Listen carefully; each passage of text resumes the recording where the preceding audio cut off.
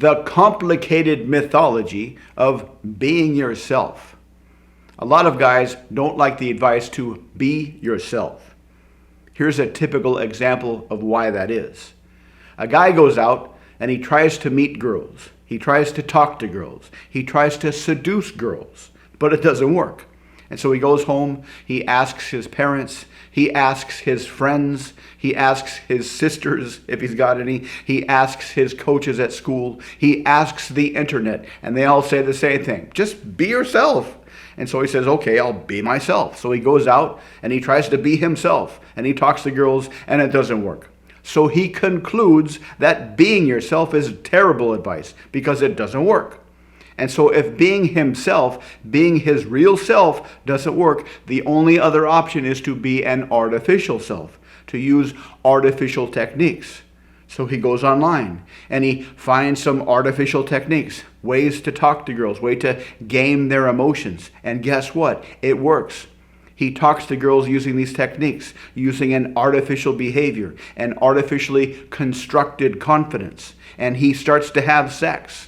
And at first, he's living the dream. He's able to have sex with a lot of girls, and it's fantastic. But then something happens. He starts to like some of these girls. He starts to want to see some of these girls again.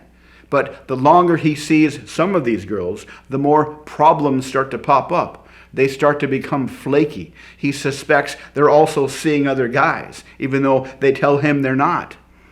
And he starts to come to the conclusion that women that he dates are low quality.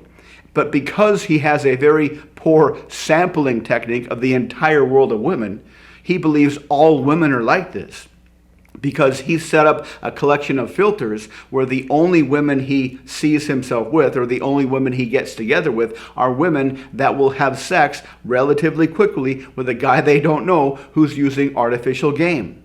So he starts to have a preconceived notion that all women are low quality, that all women won't be loyal to you, that all women will flake on you. So when he meets a new woman, even before he starts talking to her, he has a lot of very negative preconceived notions about her character, which makes him use even more artificial games since he doesn't really expect anything to come from this. And that sends him in kind of a doom loop where everything gets worse and worse, a doom loop of despair and loneliness and unfulfilling sexual conquests. But this entire doom loop is based on an incorrect assumption, a very dangerous assumption that his real self is inadequate. His real self isn't good enough to get girls.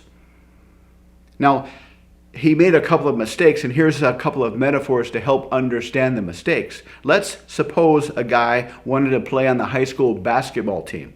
So he tries out for the basketball team, and he absolutely sucks.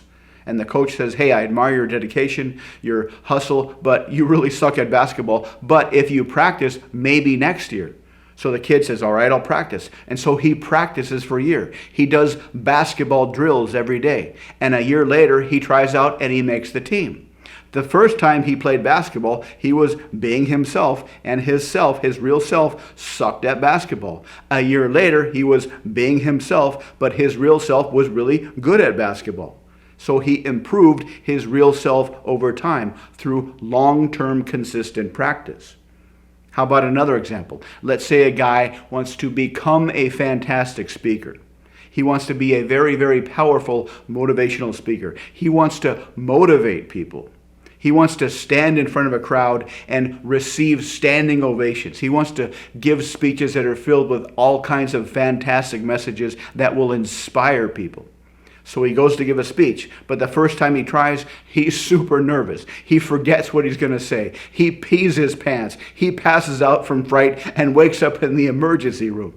But he's not deterred. He still wants to become a fantastic speaker. So he improves himself. He stands in front of the mirror and gives speeches. He imagines himself in front of audiences. He takes classes in confidence. He does confidence affirmations. He meditates. And a year later, he gives a speech, and it is a fantastic speech. The audience stands up and gives him a standing ovation. And they're saying, wow, you're such a great speaker. You're awesome. That's the best speech I've ever heard. His real self at first sucked at public speaking. When he shared his real self with the world, he sucked at public speaking. But then a year later, he was being himself, and when he was being himself, his real self was a fantastic public speaker. The mistake our doom loop game guy made was a couple. One, he was thinking only in the short term. And he was thinking short term and in the realm of something called bicycle skills. When you learn to ride a bicycle, you go through a learning period, and when you're done learning to ride a bicycle, you don't need to learn to bicycle anymore. You already know the skill. Not a lot of skills are like this. Most skills are never-ending skills, never-ending learning skills. A bicycle skill is a binary skill. You don't have the skill, you learn the skill, you have the skill. A lot of people assume seduction and persuasion and talking to people is a binary skill. You don't have the skill, you learn the skill, and then you get back to your regular life. But it's not like that. Talking to people is a collection of massively complex skills that you can always improve. The other mistake the guy made was thinking in the short term, not long term. I don't know how to seduce women. I want to learn how to seduce women. And then in 6 months or so, when I know how, I'll get back to my regular life. But talking to girls, talking to people, persuading people, communicating is a never-ending skill. Couples that meet each other in high school, fall in love, live together for 50, 60, 70 years, they're always improving their relationship skills. Their entire life is a series of improving how they communicate with each other. So no matter who you are, you can always get better. And it actually is true that being yourself is the best advice ever, so long as you're open to the feedback. If you're open to the feedback, you will create the opposite of a doom loop. You will create a self-fulfilling virtuous cycle where everything you do improves yourself.